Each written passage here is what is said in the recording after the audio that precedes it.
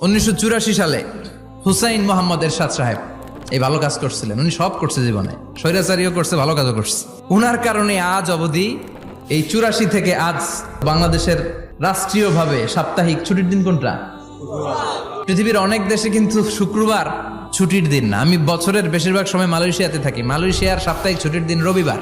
খ্রিস্টানদের সাথে অনেক বিজনেস, তো তারা যদি শুক্রবারে ছুটির দিন করে তাহলে সপ্তাহে 2 দিন ব্যবসা বাণিজ্য কাটা পড়ে যায়। নিজেদের কারণে শুক্রবার বন্ধ, যাদের সাথে বিজনেস ওদের কারণে রবিবার বন্ধ। আমরা আলহামদুলিল্লাহ আল্লাহর দেয় পবিত্র দিনটাতে পেয়েছি জুমাবার। আলহামদুলিল্লাহ পড়েন আলহামদুলিল্লাহ। 3টা জুমা যদি কেউ মিস করে 2টা পানিশমেন্ট। এক হচ্ছে তবে আল্লাহ ফি কলবি, আল্লাহ অন্তরে মোহর মেরে দেয়। ভালো কথা ভাল লাগে না, নামাজ ভাল লাগে না, আজান ভাল লাগে না, ইসলাম ভাল লাগে না, শুধু মৌজ মাস্তি ভাল লাগে। এরকম আছে না নাই? জুমার নামাজে যায় না। আরেকটা হলো কুতিবা মিনাল মুনাফিকিন, মুনাফিকদের খাতায় নাম তুলে দেয় আল্লাহ হেফাজত করো।